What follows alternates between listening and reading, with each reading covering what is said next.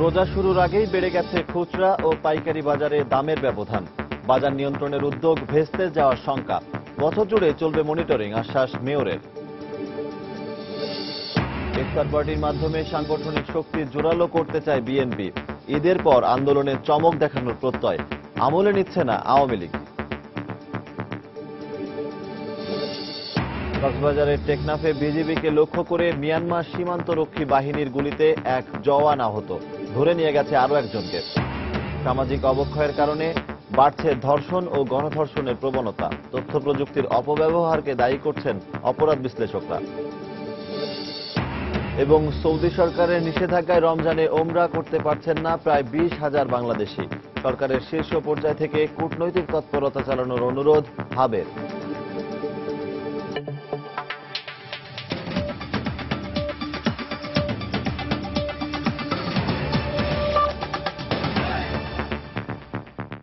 সময় সংবাদের সঙ্গে আছি আমি সজল দাস। রোজা শুরুর আগেই বেড়ে গেছে খুচরা ও পাইকারি বাজারে দামের ব্যবধান। এই অবস্থা চলতে থাকলে রমজানে বাজার নিয়ন্ত্রণে নেয়ার সরকারের সব উদ্যোগ ভেস্তে যাওয়ার আশঙ্কা পাইকারি ব্যবসায়ীদের। পাশাপাশি বাজার তদারকির নামে ব্যবসায়ীরা যাতে ভোগান্তির শিকার না হন সেদিকেও খেয়াল রাখার পরামর্শ তাদের। এদিকে শুধু রমজান নয়, ভোগ্যপণ্যের বাজার স্বাভাবিক রাখতে বছর জুড়েই মনিটরিং অব্যাহত রাখার আশ্বাস দিয়েছেন ঢাকা দক্ষিণের মেয়র সাইদ খোকন। রমজানে অতি প্রয়োজনীয় ভোগ্যপণ্যের বাজারের সবশেষ দামের তথ্য পর্যালোচনায় দেখা যায় খোলা বাজারে প্রতি কেজি ছোলা বিক্রি হচ্ছে 65 টাকায়, যার পাইকারি দাম সর্বোচ্চ 52 টাকা। একইভাবে চিনির পাইকারি দাম 33 টাকার মতো হলেও খুচরা বাজারে তা বিক্রি হচ্ছে 40 থেকে 42 টাকায়। ভোজ্য তেলের দামের ক্ষেত্রে কিছুটা সামঞ্জস্য থাকলেও বেশ গড়মিল দেখা গেছে খেজুর, সেমাই, আটা, ময়দা সহ অধিকাংশ নিত্যপণ্যের। এ কারণে ক্রেতারাও এখন কিছুটা সাশ্রয়ী মূল্যে কেনাকাটা করতে হচ্ছেন পাইকারি বাজারমুখী। খুচরা বাজার তো এখান থেকে অবশ্যই দাম বেশি, তো আমরা সেটা ছেড়ে একটু প্রাইস যাতে রিজনেবল পাই এই জন্য আসি। পাইকারি হিসাবে 5 কেজি বা 7 কেজি এভাবে যদি নেওয়া হয় তাহলে কিন্তু প্রতি কেজিতে 7-8 টাকা 10 টাকা করে সাশ্রয় হয়। পাইকারি ব্যবসায়ীদের দাবি, গেল কয়েক বছরে বাজারে পণ্য মজুদের প্রবণতা কমলেও নিয়ন্ত্রণ করা যাচ্ছে না খুচরা ব্যবসায়ীদের। তারা বলছেন, রমজানে বাজার স্বাভাবিক রাখতে নজরে রাখা প্রয়োজন খুচরা বিক্রেতাদের কার্যক্রমের দিকেও। প্রতি বছর তো বলে যে দাম বাড়ে গেছে, এবার তা সেরকম বাড়ে নাই। 34-35 টাকা চিনির কেজি, এটা তো লবণের সমান হয়ে গেছে। এই জন্য তো মনিটরিংটা দরকার, যে এই মনিটরিংটা দোনো জায়গায় মনিটরিংটা করলে সবচেয়ে ভালো হয় না, যে কিনে নিচ্ছে কি দাম আর বিক্রি করতেছে কি দাম খুচরা। প্রচুর স্টক আছে, আমরা 2-3 মাসে মনে হয় বাজার কোনো বাড়ার সম্ভাবনা নেই। এর মধ্যে যদি আরো ইনপুট হয়ে আসে বাজার কখনোই বাড়বে না। এদিকে সিটি কর্পোরেশনের দাবি, অতীতের যে কোনো সময়ের তুলনায় বাজারে এখন সব পণ্যের দাম কম। মেয়র বলছেন, বাজার কারসাজির কোনো প্রমাণ পেলেই তাৎক্ষণিক ব্যবস্থা নেবে প্রশাসন। নিত্য প্রয়োজনীয় দ্রব্যমূল্য যেগুলো খুব গুরুত্বপূর্ণ, চাল, ডাল, লবণ, তেল থেকে নিয়ে শুরু করে প্রতিটি দ্রব্যমূল্য স্থিতিশীল তো থাকবেই, বরঞ্চ কয়েকটা দ্রব্যমূল্য ইনশাল্লাহ আমরা আগের থেকে কম দামে এই রমজানে সরবরাহ করতে সক্ষম হব। রমজানে নিত্যপণ্যের দাম সহনীয় পর্যায়ে রাখতে এরই মধ্যে টিসিবির বিক্রয় কার্যক্রম শুরুর পাশাপাশি এবছর আগেভাগেই বাজার তদারকিতে নেমেছে সরকার। জুবাইর ফয়সাল, সময় সংবাদ, ঢাকা। রমজান মাস জুড়ে ইফতার পার্টিকে কেন্দ্র করে সরগরম হতে যাচ্ছে দেশের রাজনৈতিক অঙ্গন। এর মাধ্যমে সাংগঠনিক শক্তি জোরদার করে ঈদের পর আন্দোলনে চমক দেখাতে চায় বিএনপি। অন্যদিকে রাজনৈতিক নয়, শুধুমাত্র ধর্মীয় উদ্দেশ্যেই ইফতার পার্টি করে নেতাকর্মীদের মাঝে মেলবন্ধন তৈরি করতে চায় আওয়ামী লীগ। বিএনপির ঘুরে দাঁড়ানোর ঘোষণা মোটেই আমলে নিচ্ছে না তারা। সালাউদ্দিন সুমনের রিপোর্ট। রমজানকে কেন্দ্র করে প্রতি বছর দেশ জুড়ে ইফতার পার্টির আয়োজন রূপ নেয় অন্যরকম এক ধর্মীয় উৎসবে। এবারও এই অনুষঙ্গে সামিল হতে প্রস্তুত রাজনৈতিক দলগুলো। রমজানের প্রথম দিন থেকে শেষ দিন পর্যন্ত কেন্দ্রীয়ভাবে বেশ কয়েকটি ইফতার পার্টির আয়োজন করতে যাচ্ছে বিএনপি। ক্ষমতাসীন আওয়ামী লীগও থেমে নেই। কেন্দ্র থেকে তৃণমূল মাসব্যাপী সর্বত্রই ইফতার পার্টির পরিকল্পনা চূড়ান্ত করেছে দলটি। সঙ্গত কারণেই রমজানে রাজনীতি পেতে যাচ্ছে ভিন্ন মাত্রা। এবারও আমরা দলীয়ভাবে আমাদের বিভিন্ন সামাজিক রাজনৈতিক ইফতার মাহফিলের অনুষ্ঠান থাকবে। কেন্দ্রীয়ভাবে প্রায় 5-6টি অনুষ্ঠান করা হবে, যার মধ্যে কূটনৈতিকদের দাওয়াত দেয়, আরেকটাতে বিশিষ্ট নাগরিকদের দাওয়াত দেয়। ইফতার পার্টির মাধ্যমে নেতাকর্মীদের মনোবল চাঙ্গা করে বিএনপি সাংগঠনিক ভিত্তি শক্ত করতে চাইলেও এ নিয়ে রাজনীতি করতে চায় না আওয়ামী লীগ। এই সিয়াম সাধনার মাসকে আমরা পবিত্রতা রক্ষা করতে চাই, এটার মধ্যে রাজনীতির উদ্দেশ্যে আমরা ইফতার পার্টি করব, এই ধরনের মানসিকতা আমরা পোষণ করি না। আমি এবারে ইফতারগুলি কেবল ধর্মীয় অনুষ্ঠান হিসেবে দেখছি না, আমি মনে করি এগুলি আমাদের সাংগঠনিক যে দুর্বলতা আছে সেগুলি কাটিয়ে ওঠার জন্য সহায়ক হবে। রমজানে দল গুছিয়ে ঈদের পর আন্দোলনের মাঠে নতুনভাবে নামতে প্রত্যয়ী বিএনপি। লক্ষ্য যদি আমরা অর্জন করতে চাই তাহলে আমাদেরকে নির্বাচন কমিশন এবং এই সরকারকে বদলাতে হবে, এছাড়া সম্ভব হবে বলে আমি মনে করি না। সেই লক্ষ্যেই ঈদের পরে একটা নতুন অধ্যায় শুরু হবে। তবে এ নিয়ে যেন কোনো মাথা ব্যথা নেই ক্ষমতাসীনদের। বিএনপি নেত্রী বেগম খালেদা জিয়া প্রতিবারই কিন্তু উনি জনসভায় প্রকাশ্যেই বলেছিলেন যে আগামী ঈদের পর থেকে তীব্র আন্দোলন গড়ে তোলা হবে, সরকার পতন আন্দোলন করা হবে। ওনার সেই তীব্র আন্দোলন জনগণ আর চোখে দেখেনি, ওনার কর্মীরাও সেই তীব্র আন্দোলন কি সেটা মানেও বোঝে নাই। নতুন অধ্যায়ের কথা বললেও ঈদের পর আন্দোলনের কি কৌশল হবে তা এখনই জানাতে চাননি বিএনপির এই শীর্ষ নেতা। সালাউদ্দিন সুমন, সময় সংবাদ, ঢাকা। কক্সবাজারের টেকনাফে মিয়ানমার সীমান্তরক্ষী বাহিনী বিজিবির গুলিতে বাংলাদেশ সীমান্তরক্ষী বাহিনী বিজিবির এক সদস্য আহত হয়েছেন। তাকে কক্সবাজার সদর হাসপাতালে ভর্তি করা হয়েছে। সকালে BGB Cox's Bazar sector commander colonel M Anisur Rahman এ তথ্য নিশ্চিত করেন। তিনি জানান, ভোরে নাফ নদীর জাদিমুরা পয়েন্টে বিজিবির একটি টহল দলকে লক্ষ্য করে গুলি ছোড়ে বিজিবি। এতে টেকনাফ ব্যাটালিয়ন কমান্ডার বিপ্লব গুলিবিদ্ধ হন।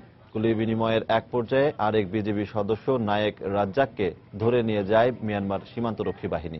এদিকে গুলিবিদ্ধ বিপ্লবকে উদ্ধার করে কক্সবাজার সদর হাসপাতালে ভর্তি করা হয়েছে।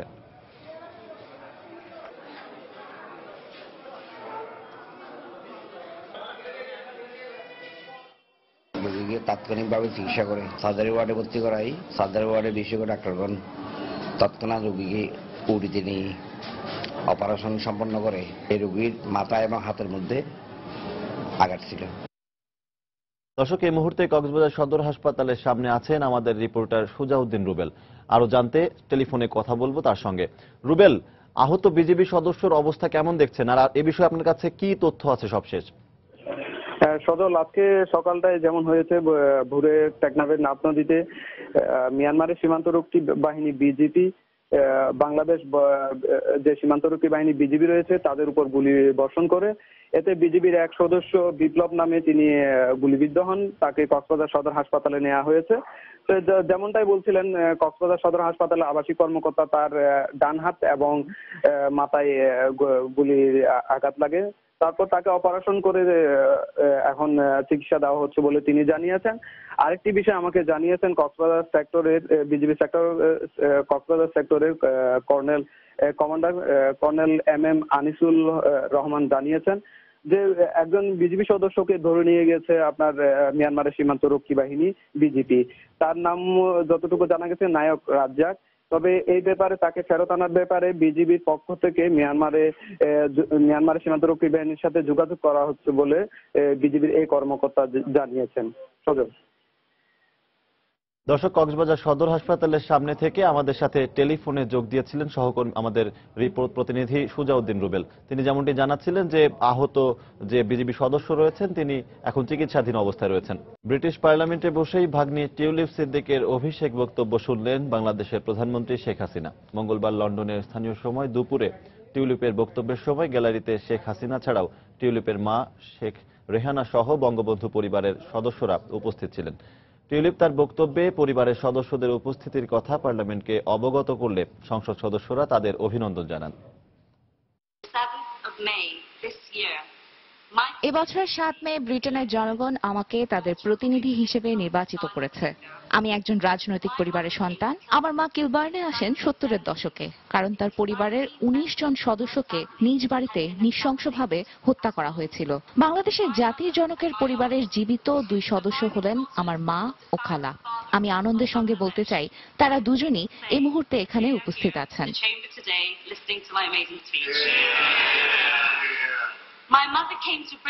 আমার মা ব্রিটেনে এসেছেন কারণ এটাই তার কাছে সবচেয়ে নিরাপদ দেশ মনে হয়েছে।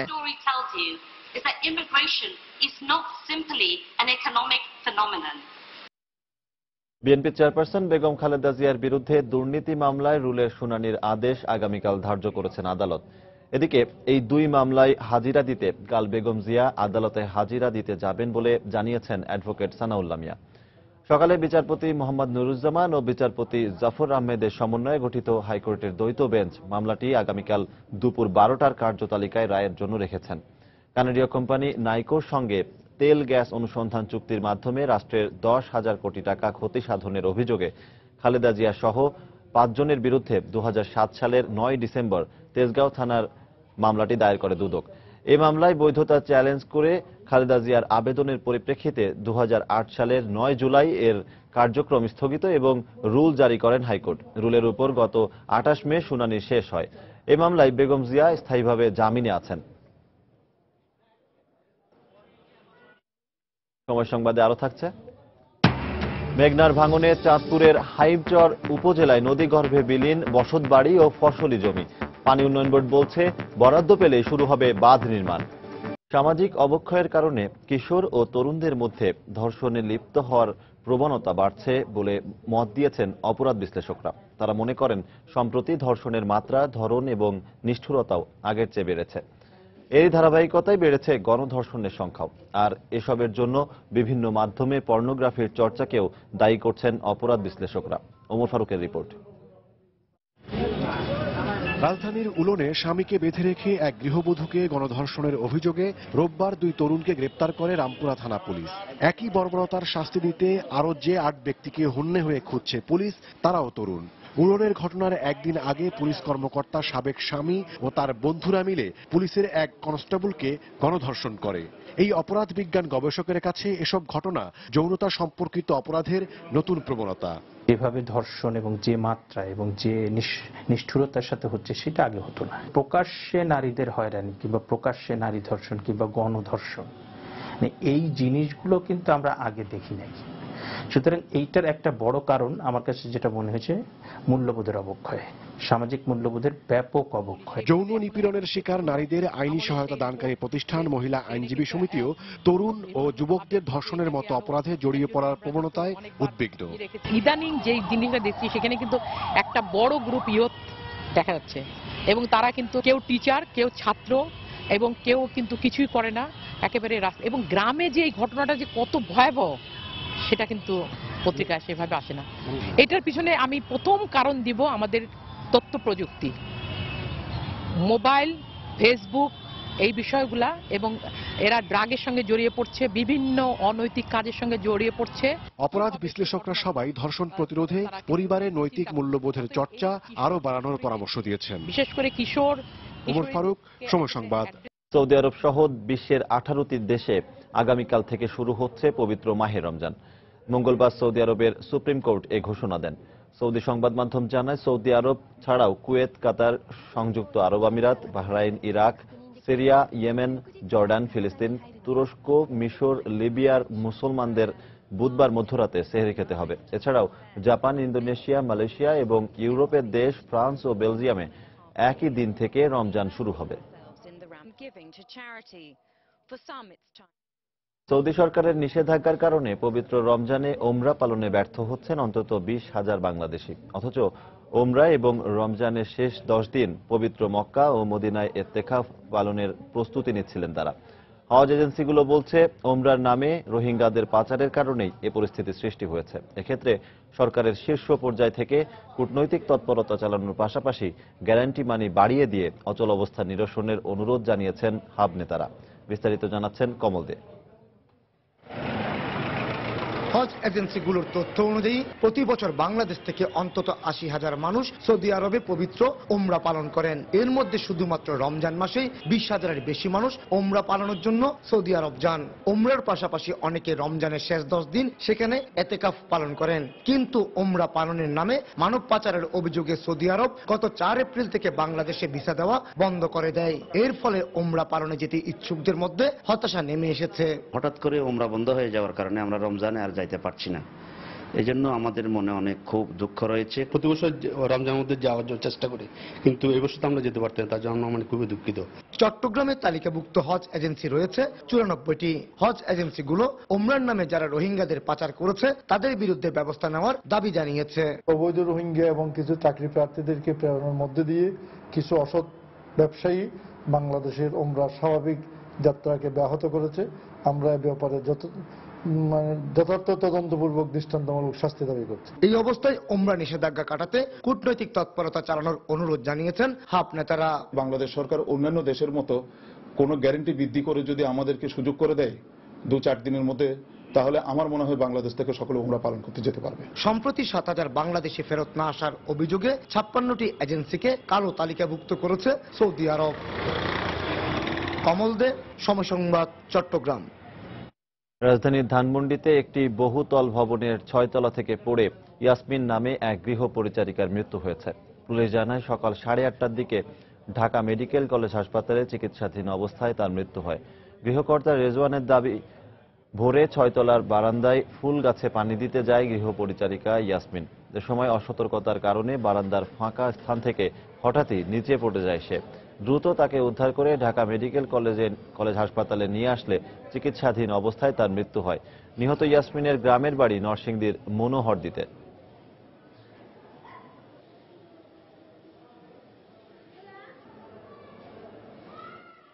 জানলার পাশেই পানি দেওয়ার টব আছে, তো ওই গ্রিলটা আবার নিচ দিয়ে একটু কাটা, তো একজন মানুষ মাথা বের করে পানি দেওয়ার মতো জায়গা আছে, পানি দিতে পড়ে গেছে। আমরা 3-4 জন মিলে তাড়াতাড়ি করে নিচে এসে পরে মেয়েটাকে ধরাধরি করে আমরা বাংলাদেশ মেডিকেলে নিয়ে আসি।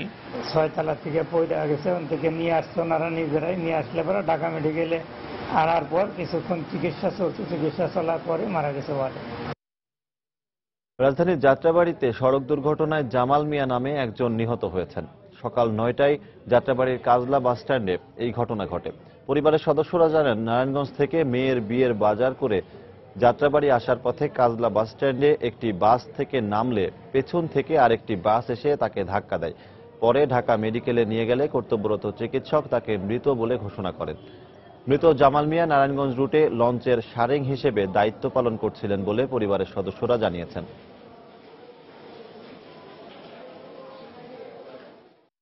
আজকে ছোট মেয়ের বিয়ে ছিল, বাজার টাজার করে আসছিল, আসার পরে গাড়িতে নামার পরে 10:30 ছিল, আসার পরে আরেকটা গাড়ি টাকা দিয়ে ফালা দিয়ে চলে গেছে। আমার ভাই কল দিছে ওদিকে, বলতেছে কত ইমার্জেন্সি ঢাকা মেডিকেলের সামনে আয়, এই শিল্পীর আব্বা অ্যাক্সিডেন্ট হয়েছে, এখন আয় শুনে মারা গেছে। টাঙ্গাইল ও মাদারীপুরে আলাদা সড়ক দুর্ঘটনায় 5 জন নিহত হয়েছেন, আহত হয়েছেন কমপক্ষে 4 জন। পুলিশ জানায়, সকালে ঢাকা টাঙ্গাইল মহাসড়কের মির্জাপুরের আছিমতলায় সিরাজগঞ্জগামী একটি ট্রাক নিয়ন্ত্রণ হারিয়ে খাদে পড়ে যায়। এতে ঘটনাস্থলেই 3 জন নিহত হন। এই ঘটনায় আহত একজনকে উদ্ধার করে মির্জাপুর সদর হাসপাতালে ভর্তি করে স্থানীয়রা।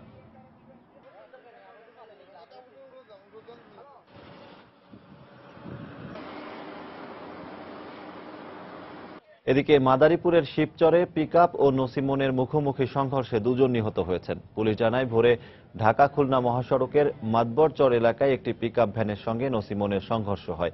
এতে ঘটনাস্থলেই একজন মারা যান। পরে আহত 4 জনকে হাসপাতালে নেয়ার পথে আরও একজনের মৃত্যু হয়।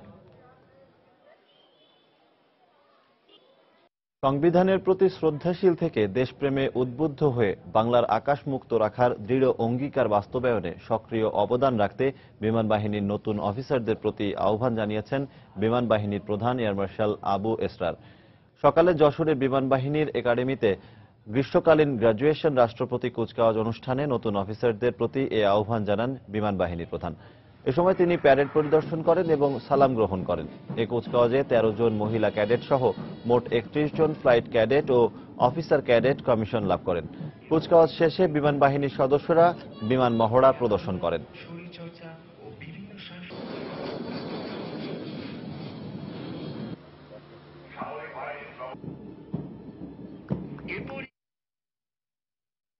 দেশের 25 জন বিশিষ্ট নাগরিককে আনসারুল্লাহ টিমের মৃত্যুর হুমকি দিয়ে চিঠি এবং আসন্ন রমজানের নিরাপত্তা বিষয়ে সচিবালয়ে সাংবাদিকদের সাথে কথা বলছেন স্বরাষ্ট্র প্রতিমন্ত্রী আসাদুজ্জামান খান কামাল। আমরা এখন সরাসরি চলে যাচ্ছি সেখানে। এতে ভুল বোঝাবুঝির কারণে জনপক্ষের গুলি হয়েছে, আমাদের বিজিবি 2 জন আহত হয়েছে এবং তারা আশঙ্কা মুক্ত, এবং একজন নিখোঁজ ছিল, তাকেও আমরা পাওয়া গিয়েছে, তাকে বিজিবি এখানে রয়ে গিয়েছে। দর্শক দুঃখিত, আমরা যান্ত্রিক ত্রুটির কারণে সেখান থেকে বের হয়ে এসেছি। পরবর্তীতে আমরা নিয়ে যাওয়ার চেষ্টা করব আপনাদেরকে। দেশের 25 জন বিশিষ্ট নাগরিককে আনসারুল্লাহ টিমের মৃত্যুর হুমকি দিয়ে চিঠি এবং আসন্ন রমজানের নিরাপত্তা ব্যবস্থা নিয়ে সাংবাদিকদের সাথে কথা বলছেন স্বরাষ্ট্র প্রতিমন্ত্রী আসাদুজ্জামান খান কামাল। পর্যাপ্ত আশ্রয়কেন্দ্র না থাকায় দুর্যোগ ঝুঁকি নিয়েই বসবাস করছে ভোলার মেঘনা তেতুলিয়া নদীর মধ্যবর্তী চরাঞ্চলের 2 লাখ মানুষ। মূল ভূখণ্ড থেকে বিচ্ছিন্ন চরের বাসিন্দাদের প্রায় 90% ঝড় বাদলে অরক্ষিত থাকলেও কার্যকর কোনো ব্যবস্থা নেওয়া হচ্ছে না। তবে চরাঞ্চলের বিপদগ্রস্ত এসব মানুষদের নিরাপত্তা বলয়ের মধ্যে আনার কাজ চলছে বলে জানালেন জেলা প্রশাসক। নাসির উদ্দিন লিটনের তথ্য ও উৎপল দেবনাথের ছবি নিয়ে ডেস্ক রিপোর্ট। অব্যাহত নদী ভাঙনের কারণে ভোলার বিচ্ছিন্ন চরগুলোতে দিন দিন জনবসতির সংখ্যা বাড়ছে। মেঘনা ও তেতুলিয়া নদীর মধ্যবর্তী অর্ধশতাধিক চরে প্রায় 3 লাখ মানুষ বাস করে। এর মধ্যে কলাতলির চর, মাঝের চর, শিকদার চর সহ জনবসতি আছে এমন 10টি চরে কোনো ঘূর্ণিঝড় আশ্রয়কেন্দ্র বা মাটির কেল্লা নেই। এই চরগুলোতে অর্ধলক্ষাধিক মানুষ যুগ যুগ ধরে ঝুঁকির মধ্যে বসবাস করছে। বন্যা বাদল হইলে নৌকা দোনে থাওয়া লাগে, কোন সাইকেল সেন্টার নাই, কোন একটা ইনে থাকবার মতো। এই যে বৃষ্টি হয়েছে, কোনো দিকে যাওয়ার জায়গা ছিল না, এই জন্য বাতি জ্বালাইয়া বইয়াছিলাম ঘরে। আমরা বড় ধরনের সমস্যা করছি, মোষগুলো লিয়া রাখতে পারি না। যদি আমাকে কিল্লে হইতে হেলে আমরা একটু শান্তিতে থাকতে পারতাম। দুর্যোগ ঝুঁকিতে থাকা অন্যতম এলাকা চর কুকরিমুকরি। এখানকার 15,000-এর মধ্যে মাত্র 2,000 মানুষের আশ্রয়ের ব্যবস্থা আছে বলে জানালেন এই জনপ্রতিনিধি। 7টা অ্যাকোমোডেশন হচ্ছে, ধরেন হাইয়েস্ট 321 লোক, তো বাকি ধরেন 13-14 হাজার লোক আশ্রয়হীন অবস্থায় থাকতে হয় দুর্যোগে। সাগর পাড়ের অপর ইউনিয়ন ধালচরের 12,000 মানুষের জন্য রয়েছে মাত্র একটি আশ্রয় কেন্দ্র। আমার এলাকায় 12-14 হাজার লোক বসবাস করতেছে, বাহিরের জেলেরা আছে। বন্যা বাদলে থাকবে এরকম কোনো বাসস্থান নাই। শুধু চরাঞ্চল নয়, ঝড় বন্যায় জেলার জনসংখ্যার অর্ধেক আশ্রয় কেন্দ্রের বাইরে রয়েছে। তাই দুর্যোগ ঝুঁকি এড়াতে জনসচেতনতায় কাজ করছে ঘূর্ণিঝড় প্রস্তুতি কর্মসূচি। 8, 9, 10 মহাবিপদ সংকেত হলে 50% জনগণ শেল্টারে যেতে পারে, বাকি জনগণ এখনো শেল্টারের বাইরেই থাকতে হয়। চরাঞ্চলের মানুষের একটা ভীষণ দুর্যোগ হলো ঘূর্ণিঝড়, সাইক্লোন। দুর্যোগ সম্পর্কে আমরা এই চরাঞ্চলের মানুষকে সচেতন করার প্রয়াস নিয়েছি। তবে ভোলার চরাঞ্চলের বিপদগ্রস্ত মানুষদের নিরাপত্তা বলয়ের মধ্যে আনার কাজ চলছে বলে জানালেন জেলা প্রশাসক। আমরা আশা করছি আরো মাটির কিল্লা এবং চরাঞ্চলে আরো আশ্রয় কেন্দ্র নির্মাণের মাধ্যমে এই ভোলার সকল বিপদগ্রস্ত মানুষ যারা চরাঞ্চলে বসবাস করে তাদেরকে আমরা একটি নিরাপত্তা বলয়ের মধ্যে নিয়ে আসতে সক্ষম হব। জেলায় 21 লাখ মানুষের আশ্রয়ের জন্য 250টি ঘূর্ণিঝড় আশ্রয় কেন্দ্র ও 512টি স্কুল কাম সাইক্লোন সেন্টার রয়েছে। এর মধ্যে 50টি আশ্রয় কেন্দ্রকে পরিত্যক্ত ঘোষণা করা হয়েছে। সময় সংবাদ, ভোলা। বর্ষার শুরুতেই মেঘনার অব্যাহত ভাঙনের মুখে পড়েছে চাঁদপুরের হাইফচর উপজেলার ঈশানবালা বাজার ও আশেপাশের এলাকা। ইতোমধ্যে নদীগর্ভে বিলীন হয়েছে বসতবাড়ি, ফসলি জমি ও বিভিন্ন স্থাপনা।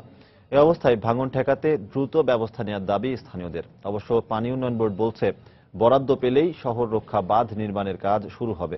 ফারুক আহমেদের তথ্য ও কৃষ্ণকান্তদের ছবি নিয়ে ডেস্ক রিপোর্ট। জ্যৈষ্ঠের তীব্র তাপদাহের পর আষাঢ়ের শুরুতে স্বস্তির বৃষ্টি যেন অভিশাপ হয়ে এসেছে চাঁদপুরের হাইমচর উপজেলার ঈশানবালা বাজার এলাকার মানুষের জন্য। বৃষ্টি আর পাহাড়ি ঢলে অব্যাহতভাবে পানি বাড়ায় আগ্রাসী হয়ে উঠেছে মেঘনা। গত কদিনে নদীর করাল গ্রাসে বিলীন হয়েছে বসতবাড়ি ও ফসলি জমি। ভাঙন ঝুঁকিতে আছে বাজার, দোকান সহ বিভিন্ন স্থাপনাও। এতে ভিটেমাটি হারানো মানুষগুলোর চোখে মুখে এখন আতঙ্ক। আমার বাড়িঘর নদী লইতে আছে, কয়দিনের ভিতরে সবকিছু লয়ে গেছে। আমার স্বামী নাই, আমি কই থাকি কই খাই। সব ভাঙা জমি, জায়গা জমি সব লয়ে গেছে, ঘর দরজা সব লয়ে গেছে। 2 দিনের ঝড় বৃষ্টি হয়ে আরো বেশি ক্ষতি হয়েছে। ভাঙ্গা লয়ে যাইতে আছে, আমগো কোনো তৌফিক নাই, আমরা দেখানো জায়গা জমি কিনবো। হাই স্কুল আছে 8-10টা, মসজিদ আছে 20-25টা, মাদ্রাসা আছে 10-12টা, 40-50 হাজার মানুষের বসবাস বিলীন হয়ে যাচ্ছে। শুধু ঈশানবালা বাজারই নয়, ভাঙন আতঙ্কে রয়েছেন হাইমচর উপজেলার নীলকমল, গাজীপুর ও হাইমচর সদর ইউনিয়নের 1.5 লক্ষাধিক মানুষ।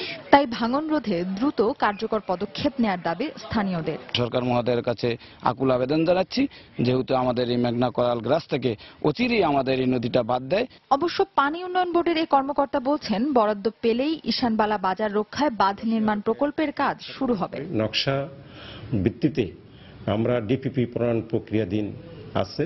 ডিপিপিটা অনুমোদন হলে আমরা নদী ভাঙন রোধে ঈশান বাজার রক্ষার জন্য প্রয়োজনীয় পদক্ষেপ গ্রহণ করব। ঈশানবালা বাজার রক্ষায় বাঁধ নির্মাণে 15 কোটি টাকার একটি প্রকল্প হাতে নিয়েছে পানি উন্নয়ন বোর্ড। সময় সংবাদ, চাঁদপুর। বাংলাদেশ ভারত ওয়ানডে ক্রিকেটের ম্যাচ পূর্ব ব্রিফ করছেন সফররত ভারতের ওয়ানডে দলের অধিনায়ক মহেন্দ্র সিং ধোনি। আমরা এখন সরাসরি চলে যাচ্ছি সেখানে। Still the same. The regime is the same. You had to work with everything, and you worked on your techniques. Today you were having a conversation with Ravi also. If you throw some light about what exactly have you worked on? No, let's not make it complex. It's a small thing that keeps on going. It's a lot to talk about, but it's very basic and very simple. If you could just give us some ideas. No, you can have your own idea. Sort of follow up with your batting position. There was a point where India's batting depth had increased a little bit and it sort of impacted your own batting. How do you view the batting lineup that we've got? Well, I think if you see our lineup, form is something that you may face individual being in form and he may be out of form. But if you look at the lineup of the top 4 or 5 batsmen that we have got, it seems as if if they are fit and if they are in decently good form, they are the ones who may go into the next World Cup or the Champions Trophy. But where we need to improve is the bottom 3. Maybe after the first 4, 5, 6, and 7, and particularly 6 and 7, because they are very crucial. The reason being, more often than not, the number 7 batsman for you, 90% of the times he has to bowl you 10 overs. So we are still looking, Jadeja has done a decent job for us. Last 1.5 years, I don't think our bottom order, they have got a lot of opportunity to bat, especially in the subcontinent. The top order has done a remarkable job, because of which, 5, 6 and 7, they have not had many opportunities to bat, and it becomes a bit difficult. The reason being, somebody who's batting at 7, if he goes in one game where we are 5 down or 6 down, and he has to score that 50, 60 runs, it becomes difficult, because you get an opportunity like that in maybe 10 or 15 games. So the duration between the 2 games is very long. So I feel, where we'll have to have a few good players is, people who are competing for that 6, 7 slot, but definitely they'll have to bowl also, because if you're playing with 5 bowlers, that number 7 has to bowl 10 overs. And specifically, you said Jadu's been doing a pretty good job. He's coming in after a bit of a shoulder injury. Impressions on him? Well, he did a decent job in IPL, and I felt even the World Cup he did a good job for us. And definitely when you come after an injury, especially if it's a shoulder injury, you tend to think a bit about it, especially when it's your bowling arm. So I feel, he has got more and more confidence about that, getting out of the injuries, and, we have seen a lot of improvement. So, hopefully he'll continue with it. দর্শক, Bangladesh Bharat one day ক্রিকেটের match পূর্ব brief করছেন সফররত ভারতের one day দলের অধিনায়ক মহেন্দ্র সিং ধোনি। আমরা এতক্ষণ সরাসরি শুনছিলাম তার বক্তব্য। খেলার খবর। এবার ভারতের বিপক্ষে বাংলাদেশের ওয়ানডে সিরিজের খেলা মাঠে বসে দেখতে দর্শকদের গুনতে হবে বাড়তি অর্থ। আগের 2 থেকে 3টি সিরিজের তুলনায় এবার সব গ্যালারির টিকিটের দামই বাড়িয়েছে বাংলাদেশ ক্রিকেট বোর্ড। আর চাহিদা বিবেচনা করে এবার দর্শকদের জন্য টিকিটের সংখ্যাও বাড়ানো হয়েছে বলে জানিয়েছেন বিসিবির প্রধান নির্বাহী নিজামুদ্দিন চৌধুরী সুজন। এছাড়া রিজার্ভ ডেতে ম্যাচ গড়ালেও একই টিকিট ব্যবহার করে খেলা দেখা যাবে বলেও জানান তিনি। বুধবার সকাল থেকে শুরু হবে প্রথম ওয়ানডের টিকিট বিক্রি। এমন দৃশ্য খুবই চেনা। দেশের মাটিতে টাইগারদের খেলা হলেই রাত দিন উপেক্ষা করে টিকিটের আশায় ব্যাংকের সামনে এভাবেই লাইনে দাঁড়িয়ে থাকেন ভক্তরা। দীর্ঘ সময় লাইনে দাঁড়িয়ে থেকেও অনেকেই আবার ফেরেন খালি হাতে। তবে এবার এর সঙ্গে দর্শকদের জন্য বাড়তি চিন্তার নাম টিকিটের চড়া মূল্য। এবার ভারতের বিপক্ষে সিরিজে মাঠে বসে খেলা দেখতে দর্শকদের খরচ করতে হবে আগের চেয়ে বেশি অর্থ। পাকিস্তানের বিপক্ষে সিরিজে পূর্ব গ্যালারির টিকিটের মূল্য ছিল যেখানে ভ্যাট সহ 115 টাকা, এবার এই গ্যালারির টিকিটের মূল্য নির্ধারণ করা হয়েছে ভ্যাট সহ 150 টাকা। একইভাবে উত্তর দক্ষিণ, শহীদ জুয়েল, শহীদ মুশতাক স্ট্যান্ড সহ প্রায় সব গ্যালারির টিকিটের দামই বাড়ানো হয়েছে। তবে বিসিবির প্রধান নির্বাহীর দাবি, টিকিটের দাম নাকি দর্শকদের ক্রয়সীমার মধ্যেই আছে। টিকিটের যে দামটা আছে অন্যান্য যে সিরিজগুলো আমরা আয়োজন করেছি তার একটা আমরা সহনীয় পর্যায়ে আছে বলে আমরা মনে করি। ডিমান্ডটাকে অ্যাডজাস্ট করার জন্যই আমরা বাড়িয়েছি, আর অবশ্যই রেভিনিউ জেনারেশন তো একটা ফ্যাক্টর। তবে টিকিটের দাম বাড়লেও গ্যালো সিরিজের তুলনায় এবার সাধারণ দর্শকদের কাছে বিক্রির জন্য বরাদ্দকৃত টিকিটের সংখ্যা বাড়াচ্ছে বিসিবি, এমনটাই জানান প্রধান নির্বাহী। যখন কোন high profile team like India পাকিস্তানের মতো টিম যদি বাংলাদেশ ট্যুর করে সেই সময় কিন্তু টিকিট ডিমান্ডটা খুব স্বাভাবিক কারণে বেড়ে যায়। আর আমাদের লিমিটেশনটাও জানেন, আমাদের আসন সংখ্যা অত্যন্ত সীমিত এই স্টেডিয়ামে। গতবার যে অসুবিধাটা হয়েছিল সে কথা বিবেচনায় রেখে আমরা একটা সিগনিফিকেন্ট অ্যামাউন্ট অফ টিকিটস আমরা ব্যাংকের মাধ্যমে বিক্রি করার ব্যবস্থা করছি। আবহাওয়ার বিষয়টি বিবেচনায় রেখে বাংলাদেশ ভারত সিরিজের প্রতিটি ওয়ানডের জন্যই রিজার্ভ ডে রাখা হয়েছে। আর বৃষ্টির কারণে খেলা রিজার্ভ ডেতে গড়ালেও একই টিকিট ব্যবহার করে দর্শকরা খেলা দেখতে পারবেন বলে জানান বিসিবির প্রধান নির্বাহী। সাজিদ মুস্তাহিদ, সময় সংবাদ, ঢাকা। আগামীকাল মিরপুরে অনুষ্ঠিত হতে যাওয়া বাংলাদেশ ও ভারতের প্রথম ওয়ানডে ম্যাচের টিকিট বিক্রি শুরু হয়েছে সকাল থেকে। ক্রিকেট সমর্থকরা তাই রাত থেকেই ভিড় জমিয়েছেন টিকিট বিক্রির একমাত্র কেন্দ্রস্থল ইউসিবি ব্যাংকের মিরপুর শাখায়। দর্শক, এই মুহূর্তে সেখানে আছেন আমাদের সহকর্মী মাহমুদ রাকিব। সবশেষ খবর জানতে আমরা এখন সরাসরি চলে যাচ্ছি তার কাছে। রাকিব। সজল, আগামীকাল বাংলাদেশ এবং ভারতের ওয়ানডে সিরিজ শুরু হচ্ছে, তো সেই সিরিজকে ঘিরে যে পুরো বাংলাদেশে একটু উন্মাদনা শুরু হয়েছে, পুরো দেশবাসী যে অপেক্ষা করছে, পুরো দেশবাসীর মধ্যে যে এতটা আগ্রহ, আজকের এই মিরপুরের ইউসিবি ব্যাংকের সামনে না আসলে কিন্তু বোঝা যেত না। আমরা কিন্তু সকালে এসেছি, সকাল সেই 7টা থেকে আমরা দেখেছি, কিন্তু এখানে প্রায় 5 থেকে 7 হাজার লোক পুরুষ এবং মহিলা উভয় লাইনে দাঁড়িয়েছিলেন এবং তারা কিন্তু বলেছেন যে তারা কিন্তু গতকাল রাত থেকেই কিন্তু তারা লাইনে দাঁড়িয়েছিলেন, তারা অপেক্ষা করছিলেন। আমরা কিন্তু তাদের সাথে কথা বলেছি, তারা কিন্তু বলেছেন যে তারা এখানে অপেক্ষা করছেন কখন টিকিট পাবেন, কখন তারা আগামীকালকের খেলা উপভোগ করবেন। তারপরে দেখতে পাচ্ছেন যে আমার সামনে কিন্তু এখনো শত শত দর্শক কিন্তু একটি টিকিটের অপেক্ষায় আছেন, কখন তারা একটি টিকিট পাবেন, কখন তারা এখানে টিকিট পেয়ে। এবং তারা কিন্তু বলছেন যে একটি টিকিট পেলে তারা সব দুঃখ ভুলে যাবেন, সব কষ্ট ভুলে যাবেন। তারা এতক্ষণ যে কষ্ট করে রয়েছেন, যদিও তারা কিন্তু নানা অভিযোগ করছেন যে তারা ঠিকমতো টিকিট পাচ্ছেন না, নিয়ম মেনে টিকিট দেওয়া হচ্ছে না। এবং সবচেয়ে একটি এখানে আসলে যেটি আসলে আশ্চর্যের বিষয় বা অবাক করার বিষয়, তারা বলছেন যে মিরপুর স্টেডিয়ামে কিন্তু 26,000 দর্শক ক্ষমতা থাকলেও কিন্তু এখান থেকে মাত্র 2,500 থেকে 3,000 টিকিট দেওয়া হচ্ছে, যেটা আসলে কিন্তু খুবই আশ্চর্যের বিষয়। তা আমার সাথে রয়েছেন ইউসিবি ব্যাংকের টিকিট দেওয়ার যে কর্মকর্তা, তিনি জহিরুল ইসলাম। তা আমি যদি একটু তার সাথে কথা বলতে চাই যে আসলে আপনারা এত টিকিট কম কেন দিচ্ছেন? আসলে যে পরিমাণ চাহিদা রয়েছে তার চেয়ে অনেক কম টিকিট দিচ্ছেন কেন? আসলে আমাদেরকে বলতেন। আসলে টিকিটের সরবরাহটাই কম। আমরা যে পরিমাণ টিকিট পাই আমরা চেষ্টা করি ওই পরিমাণ টিকিটই দর্শকদের ভিতরে সুন্দরভাবে ডিস্ট্রিবিউট করার জন্য। তা আসলে মানে বাংলাদেশ টিকিট এখন ভালো করছে, দর্শকদের চাহিদা এখন অনেক বেড়ে গেছে। তারপরে ভারত উপমহাদেশের যে জনপ্রিয় একটা ক্রিকেটে বাংলাদেশে ভারতের অনেক ফ্যান আছে, বাংলাদেশ তার উপর হোম গ্রাউন্ড তো বাংলাদেশ আছে, সেক্ষেত্রে দুটো মিলিয়ে সব মিলিয়ে মানে ক্রিকেটের চাহিদাটা অনেক বেশি। মানে আমার মনে হচ্ছে অন্য সব সময় তুলনায় এবার দর্শকদের আগ্রহটা একটু বেশি। যে আপনাকে ধন্যবাদ। আমরা যদি একটু দুইজন দর্শকের সাথে কথা বলতে চাই, আপনারা যদি একটু বলেন আসলে আপনারা কখন থেকে এসেছেন এখন টিকিট? আমরা গতকাল রাতে থেকে এখানে সিরিয়ালে আসি, তো এখনো সিরিয়ালে পাইতেছি না।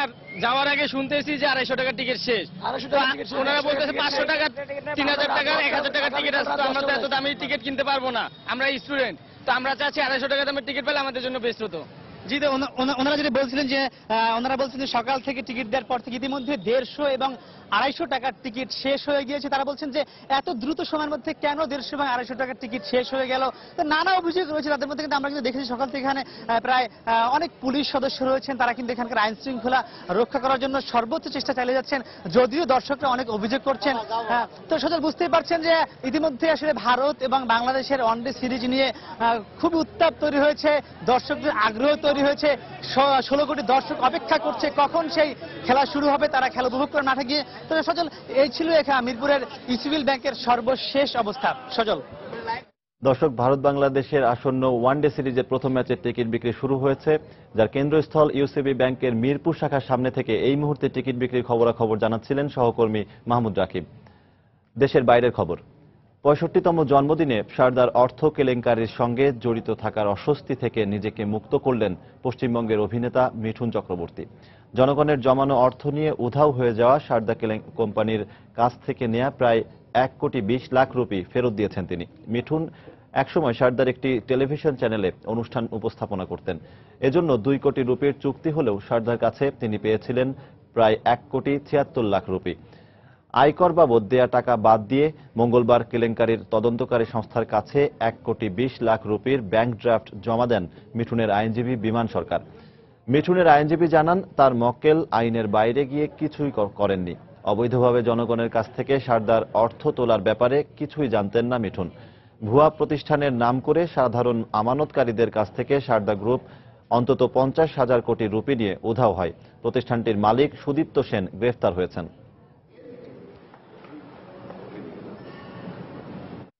অস্ত্রভান্ডারে 40টিরও বেশি নতুন আন্তঃমহাদেশীয় পরমাণু ক্ষেপণাস্ত্র সংযোজনের ঘোষণা দিয়েছেন রুশ প্রেসিডেন্ট ভ্লাদিমির পুতিন। চলতি বছরই রাশিয়ার অস্ত্রাগারে যুক্ত হবে এসব অস্ত্র। তবে পুতিনের এই ঘোষণায় গভীর উদ্বেগ প্রকাশ করেছে যুক্তরাষ্ট্র ও ন্যাটো। ক্ষেপণাস্ত্র মজুদ বাড়ানো নিয়ে পুতিনের ঘোষণাকে অযৌক্তিক উল্লেখ করে একে বিপজ্জনক বলেছেন ন্যাটো মহাসচিব জেন্স স্টলটেনবার্গ। আর মার্কিন পররাষ্ট্রমন্ত্রী জন কেরি বলেছেন, রাশিয়ার এমন পদক্ষেপে নতুন করে স্নায়ুযুদ্ধের প্রেক্ষাপট তৈরি হবে। গঠিত হওয়ার প্রায় 9 মাস পর মঙ্গলবার প্রথমবারের মতো পোল্যান্ডের জাগান অঞ্চলে মহড়ায় নামে ন্যাটোর বিশেষ বাহিনী স্পিয়ারহেড। জোটের সম্মিলিত প্রতিরক্ষা সক্ষমতা যাচাই করার এই মহড়া চলবে 19 জুন পর্যন্ত। যুক্তরাষ্ট্র ছাড়াও ইউরোপের 8 সদস্য দেশের 2100 সেনা অংশ নিচ্ছে এই মহড়ায়। ইউক্রেন সংকট শুরুর পর 2014 সালের সেপ্টেম্বরে সদস্য দেশের কয়েক হাজার সেনা নিয়ে স্পিয়ারহেড গঠন করে ন্যাটো। মাত্র 2 দিনের নোটিশে যুদ্ধক্ষেত্রে পাঠানোর উদ্দেশ্যেই গঠন করা হয় বিশেষ এ বাহিনী। পোল্যান্ড ছাড়াও বাল্টিক অঞ্চলে গত 5 জুন থেকে সামরিক মহড়া অব্যাহত রেখেছে ন্যাটো। রাশিয়ার প্রতিবেশী দেশগুলোয় মহড়া চালানোর মধ্যেই বাল্টিক অঞ্চল ও পূর্ব ইউরোপের দেশগুলোয় ভারী অস্ত্র মজুদ ও সেনা মোতায়েন নিয়ে যুক্তরাষ্ট্রের পরিকল্পনা প্রকাশ পায় গণমাধ্যমে। আর এর সপ্তাহ না পেরুতেই নিজ দেশের প্রতিরক্ষা ব্যবস্থা জোরদারের ঘোষণা দেন রুশ প্রেসিডেন্ট ভ্লাদিমির পুতিন। মঙ্গলবার এক অস্ত্র মেলায় তিনি বলেন, চলতি বছরেই তাদের অস্ত্রাগারে সংযোজন ঘটবে 40টির বেশি দূরপাল্লার পরমাণু ক্ষেপণাস্ত্রের। 40টির বেশি আন্তঃমহাদেশীয় ব্যালিস্টিক ক্ষেপণাস্ত্রের মাধ্যমে আমাদের প্রতিরক্ষা ব্যবস্থা শক্তিশালী করতে যাচ্ছি। এসব অস্ত্র অত্যাধুনিক ক্ষেপণাস্ত্র বিধ্বংসী ব্যবস্থাকে ফাঁকি দিতে সক্ষম হবে। এদিকে কয়েক ঘন্টা না যেতেই পুতিনের এই ঘোষণায় উদ্বেগ প্রকাশ করে যুক্তরাষ্ট্র। মার্কিন পররাষ্ট্রমন্ত্রী ইঙ্গিত দিয়েছেন, রাশিয়ার এমন আচরণ নতুন করে স্নায়ুযুদ্ধের সূচনা ঘটাবে। কেউ চায় না আমরা অতীতে ফিরে যাই। আমি মনে করি আবারও স্নায়ুযুদ্ধের পরিস্থিতির সৃষ্টি হোক, এটা কারো কাম্য নয়। একই দিন ন্যাটো মহাসচিব রাশিয়ার পরমাণু ক্ষেপণাস্ত্র তৈরির পরিকল্পনাকে অযৌক্তিক উল্লেখ করে বলেছেন, তারাও প্রস্তুত রয়েছে যে কোনো হুমকির জবাব দিতে। রাশিয়ার এমন আচরণ নিয়ে আমরা উদ্বিগ্ন। ঠিক এ কারণেই আমরা আমাদের বাহিনীকে প্রস্তুত রাখছি। আমরা নিশ্চিত করে বলতে পারি, ভবিষ্যতে জোটের কোনো দেশকে যে কোনো হুমকি থেকে রক্ষা করতে ন্যাটো সব সহায়তা দেবে। বিবিসির প্রতিবেদনে বলা হয়, বর্তমানে রাশিয়ার 4,500 পরমাণু যুদ্ধাস্ত্র রয়েছে। এগুলোর মধ্যে রয়েছে প্রায় 1800 কৌশলগতভাবে গুরুত্বপূর্ণ দূরপাল্লার ক্ষেপণাস্ত্র ও শক্তিশালী বোমা। শরীফুল ইসলাম, সময় সংবাদ।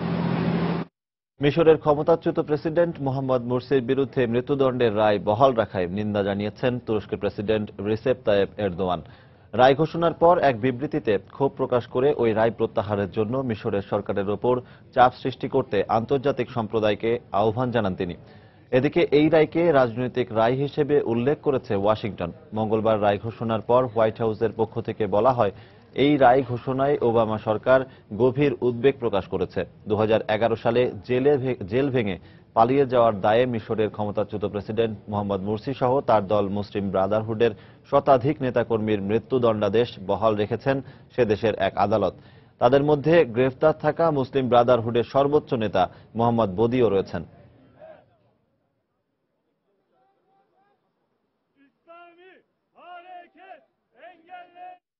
এ পর্যায়ে শীর্ষ সংবাদগুলো জানিয়ে দিচ্ছি আরো একবার। রোজা শুরুর আগেই বেড়ে গেছে খুচরা ও পাইকারি বাজারে দামের ব্যবধান। বাজার নিয়ন্ত্রণের উদ্যোগ, ভেস্তে যাওয়ার শঙ্কা। বছর জুড়েই চলবে মনিটরিং, আশ্বাস মেয়রের। ইফতার পার্টির মাধ্যমে সাংগঠনিক শক্তি জোরালো করতে চায় বিএনপি। ঈদের পর আন্দোলনে চমক দেখানোর প্রত্যয়, আমলে নিচ্ছে না আওয়ামী লীগ। কক্সবাজারের টেকনাফে বিজিবিকে লক্ষ্য করে মিয়ানমার সীমান্তরক্ষী বাহিনীর গুলিতে এক জওয়ান আহত, ধরে নিয়ে গেছে আরো একজনকে। সামাজিক অবক্ষয়ের কারণে বাড়ছে ধর্ষণ ও গণধর্ষণের প্রবণতা। তথ্য প্রযুক্তির অপব্যবহারকে দায়ী করছেন অপরাধ বিশ্লেষকরা। এবং সৌদি সরকারের নিষেধাজ্ঞায় রমজানে ওমরা করতে পারছেন না প্রায় 20,000 বাংলাদেশি। সরকারের শীর্ষ পর্যায় থেকে কূটনৈতিক তৎপরতা চালানোর অনুরোধ হাবের।